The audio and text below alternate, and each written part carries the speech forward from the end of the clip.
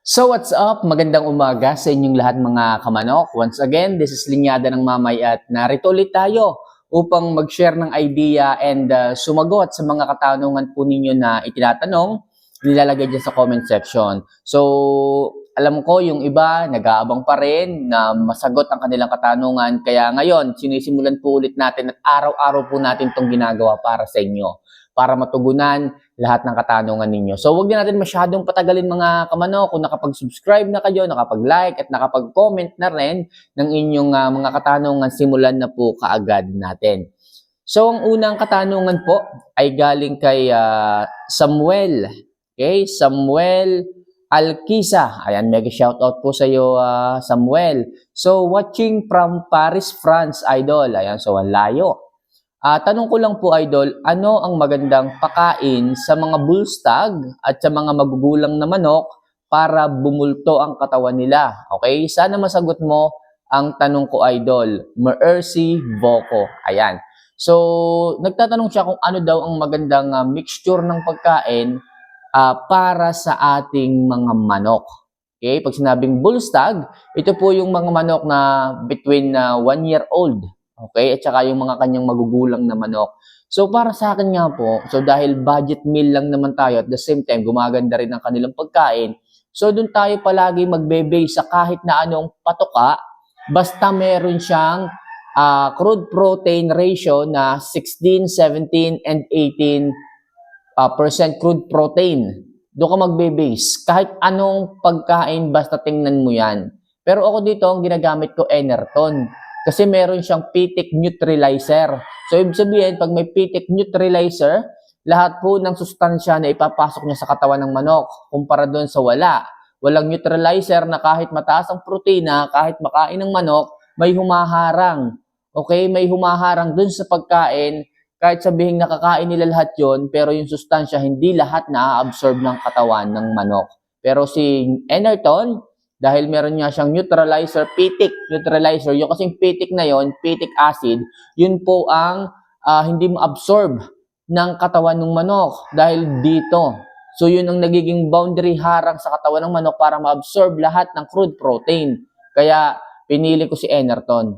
Okay, dahil meron siyang ganito. Kung makakakita kayo ng mga feeds na meron ding PTIC neutralizer, so mas maganda po yon. So ang ginagawa ko para makasapat at makuha talaga ng manok, sigurado ako na makuha yung amino acid at protina na kailangan ng katawan nila. Kasi si amino acid po at yung protina, kasi si amino acid ang building blocks ng protina. Ngayon, pag maraming amino acid ang nakukuha ng manok, nako-convert ito into protein, at yung protein, pag i-convert ng katawan, nagiging food ito ng muscle. Nagiging pagkain po ito ng muscle na siyang tumutulong para ma-feel, makita, okay, natin yung progress ng katawan ng manok, para makita natin yung magandang building ng pangangatawan ng manok. Pero observe nyo po mga kamanok, pag pumababa ang crude protein ng isang pagkain, ang tagal pong lumapad ng katawan. Ang tagal pong gumanda ng pangangatawan. Okay? Pero kung alam po ninyo na sapat ang crude protein ng manok, crude protein ng kanilang pagkain, makikita nyo po ang development, unti-unti ng kanilang pangangatawan. Hindi yung kulang, mababa, tapos kukunti din yung bigay mong pagkain. Okay? O kaya naman, sobra, kasi pag sobra naman, minsan nananawa yung manok, hindi na uubos. Sa halip makuha yung saktong dami ng pagkain, lalong hindi nag-uubos. So, kailangan ang pagkain natin dyan, 35 grams lang. Kung 2 times per day tayo nagbibigay, 35 grams. Tapos kung 1 day 1 eat naman, 60 grams lang po tayo. So, I choose 1 day 1 eat kasi mas tipid, at the same time, mas nagbibuild ng pangangatawan. Dahil hindi overfeeding yung manok, maayos ang kanilang appetite, maganang kumain, wala akong problema sa pagbibigay ng pagkain. So, muli, kung tinatanong mo kung ano ang magandang mixture ng pagkain, so ang ginagawa ko dyan, nagbibigay ako ng Enerton, at the same time, naghahalo ako ng fermented Jackie Oats, okay, para sa aking mga baby stag, bullstag, at yung mga magugulang nating mga manok. So sa ganyang paraan, tipid na, okay, maganda pa ang pangangatawan, mapula ang mukha, healthy, makintab ang balahibo, at hindi mo problema ang gana nila sa pagkain. Kasi si fermented Jackie Oats, Okay, nagbibigay ito ng napakagandang gut health, yung magandang digestion at yung healthy nilang gut, inaayos niya. Kaya yung droppings maganda.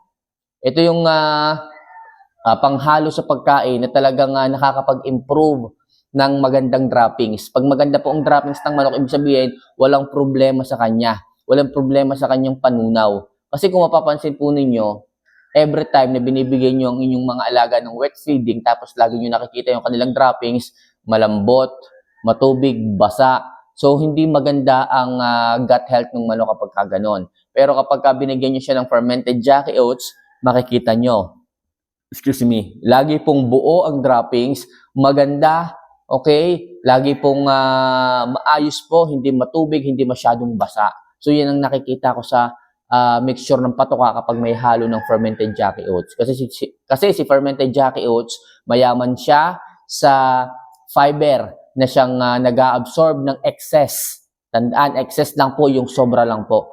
So, tinitirhan niya ng maayos na moisture yung katawan. Kaya po pag umipot yung manok, kahit hindi nyo na po tingnan, okay, mapapansin nyo na lang, maayos po, buo po yung ipot, yung droppings, healthy yung manok.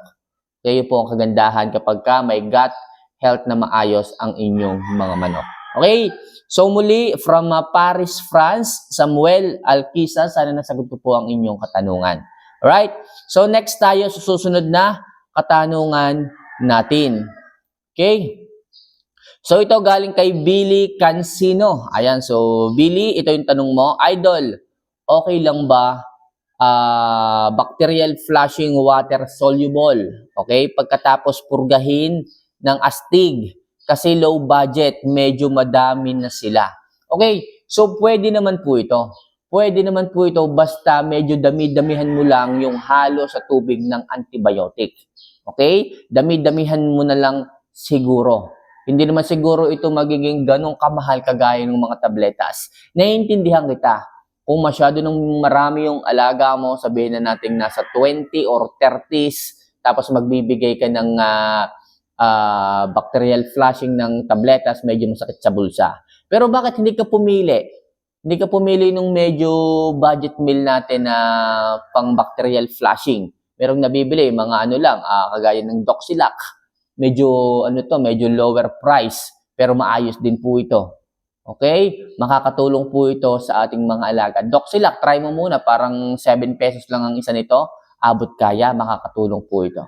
Pero yung tinatanong mo, water soluble, pwede naman po as long as nakakainom yung manok. As long as medyo dami-damihan mo lang yung timpla, wala kang magiging problema dyan. Sa bagay, tama ka, pag naihalo mo sa painom, okay, marami ang makakainom. Walang problema dyan. Bacterial flushing lang naman yan. Ang mahalaga dyan is yung deworming. Okay, deworming at saka yung balanced nutrition. Right? So next question tayo dito. Okay, ito galing kay Ronnie Magalang Santiago. So idol, tanong ko lang, sana mapansin mo. Ano ang gamot sa sipon na malagkit sa lalamunan ng manok? Okay? Pagka ganito po, ugaliin po natin na linisin muna natin yung lalamunan. Okay? Kasi pag nagbigay po tayo ng antibiotic at hindi po natin ito na-declog, nalinis yung ilong, yung lalamunan, possible. Okay? Hindi po ganon mararamdaman ng manok yung ginhawa kaagad. Kasi po, tutunawin muna niya yung malakit na laway na yon na hindi natin inalis. Okay? Sa halip na yung mga nasa loob lang ng kanyang sistema ang kanyang aayusin, tutunawin, kailangan pa niyang tunawin yung malagkit na laway. Pero kung inalis natin yon, mababawasan po yung stress ng manok. At the same time, yung effectivity ng antibiotic, rekta na po kaagad doon sa malapot na laway na natira doon sa kanyang bibig. Kaya ugaliin at maayos po natin gagawin yung declogging bago tayo magbigay ng kahit na anong antibiotic sa kanila. So ang binibigay ko kapag ganyan, Amtil muna. Amtil muna, so 3 to 5 days at tinitingnan ko yung development. Okay? Amtil muna tayo, baka makukuha pa ng ganyan. Linis muna natin, linisin natin, then everyday monitor tayo. Ang pagbibigay ng Amtil, before feedings. 1 hour before feeding, magbigay po tayo ng antibiotic. Okay, para po sa ganon, pag tinunaw nung manok, okay, maganda po yung simulation sa katawan at ma-absorb kaagad niya yung magandang epekto ng antibiotic at makatulong ito sa sistema ng manok. Okay? So muli, kamanok, ang pagbibigay po natin ng antibiotic ha, huwag po natin isasabay sa pagkain kasi mas magiging effective po sana kung ito ay bago kumain ang mga yan, 1 hour before feedings. O kaya naman, pagkatapos nilang ma-empty. Okay? O kaya naman, 1 hour before next feeding, saka ka magbibigay. Okay? So mga kamanok, yan lang muna sa ngayon ang ilang mga katanungan na ating sasagutin at sana nabigyan natin ng magandang kasagutan. So sa mga magtatanong dyan tungkol sa kanilang mga alaga, so ilagay nyo lang po yan sa baba. Ako ang bahalang sumagot, humimay na kung anumang detalye ang maaari nating maitulong sa inyo. So muli, this is Linyada ng Mamay. See you for our next vlog. Mahal ko po kayo. Paalam.